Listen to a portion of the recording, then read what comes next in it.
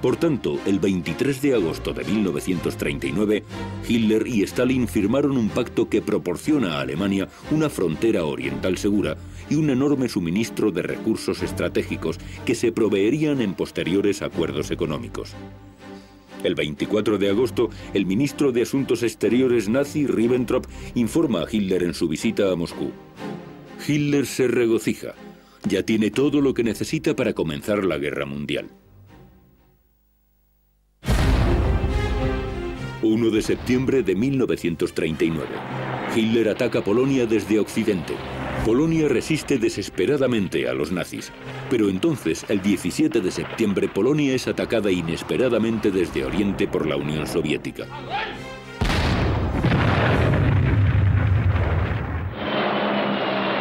Los bombarderos de la Luftwaffe estaban atacando ciudades polacas, y los transmisores de radio de Minsk les guiaban hacia sus objetivos.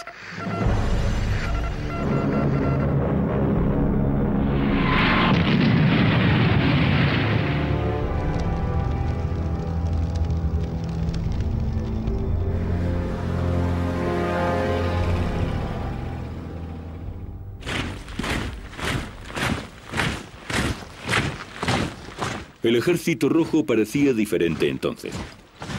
Entró en la Segunda Guerra Mundial, mano a mano con las SS.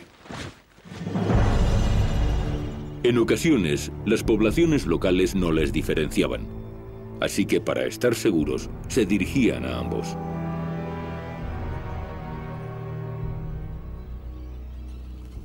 El ejército alemán se encontró con el ejército rojo en medio de Polonia. Y entonces los dos monstruos totalitarios, el soviético y el alemán, se dividieron el país. La prensa soviética lo describió como una lucha contra el fascismo polaco. La Alemania nazi, amante de la paz, y la Unión Soviética estaban luchando contra el agresivo fascismo polaco.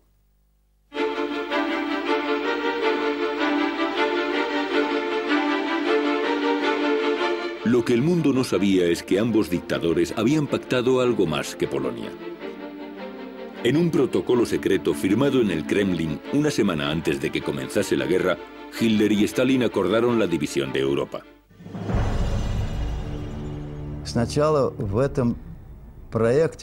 En un primer momento, la propuesta de Ribbentrop no lo contemplaba.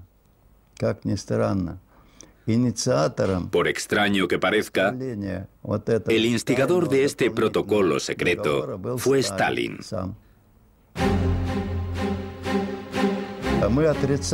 Pero lo negamos,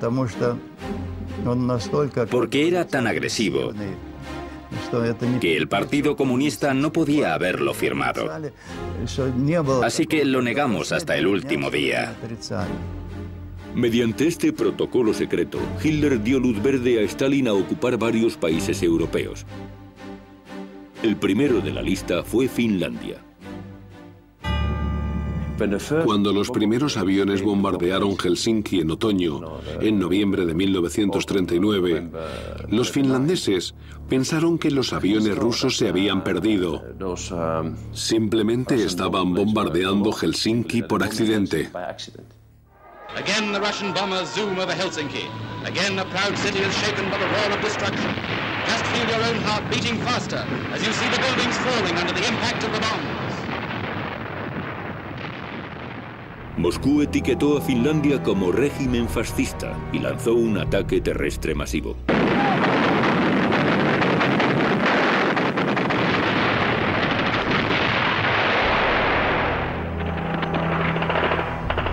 Fue un desastre. Finlandia perdió 750.000 hombres, muertos, congelados o heridos. La pequeña Finlandia seguía teniendo milagrosamente el ejército más grande del mundo. Pero supuso un coste enorme. Mi padre perdió a 4 de sus hermanos en esa guerra. 4. Es mucho en una familia. Ese fue el precio que pagamos por no tener una sociedad democrática junto a nosotros. Finland's flag is still flying. Though she may pass through the valley of sorrow, though she may lose her liberty and her land, she fights on.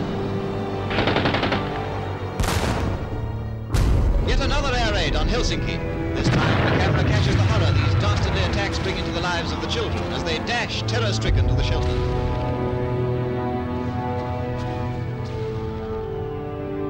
People cowering against a wall for safety from aerial death. This is the mark of warfare against women and children. As the Russians retreat from the Arctic villages, even if they can't win, they can still burn and destroy. Por su brutal agresión a Finlandia, la URSS fue expulsada de la Liga de las Naciones. La retórica del Kremlin sobre una lucha contra el fascismo finlandés no se tomó en serio. Solo 3 países habían sido anteriormente etiquetados como agresores por la Liga: el Japón militarista, la Italia fascista y la Alemania nazi. Ahora estaban unidos por la Unión Soviética. En Europa, a la Unión Soviética solo le quedaba un aliado: Hitler.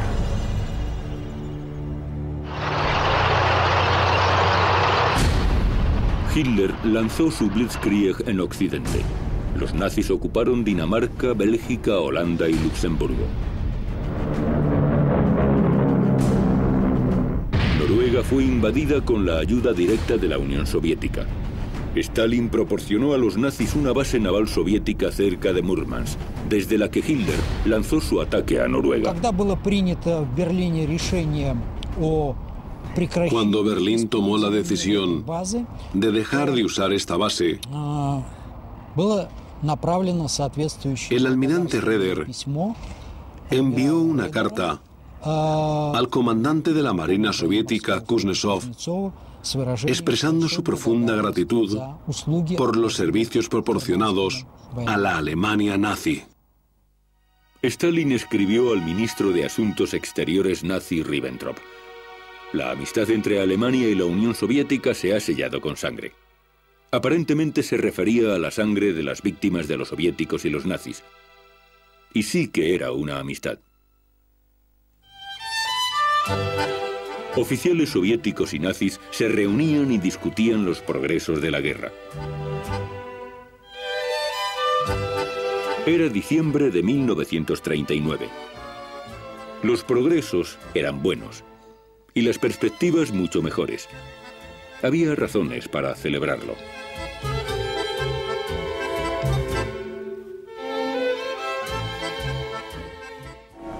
Nach den ersten russischen Getreidelieferungen trifft an den La Unión Soviética se convirtió en el mayor proveedor de recursos para la máquina de guerra nazi. Miles de toneladas de aceite, hierro, materiales de construcción. Incluso se enviaban a Alemania trenes cargados de cereales soviéticos. Los ciudadanos soviéticos se morían de hambre, mientras su gobierno estaba enviando comida a Hitler.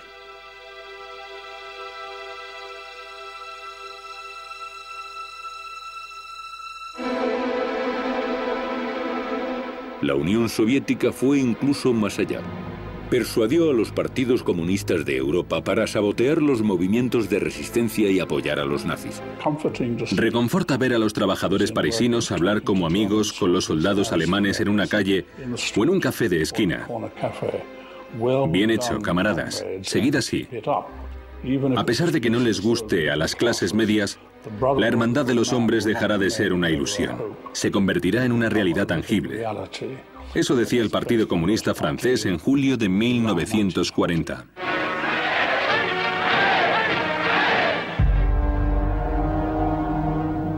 El Partido Comunista dice actualmente que se resistieron hasta junio de 1941, cuando fue atacada la Unión Soviética. De hecho, estaban en lucha con el gobierno del mariscal Petain más que con Alemania.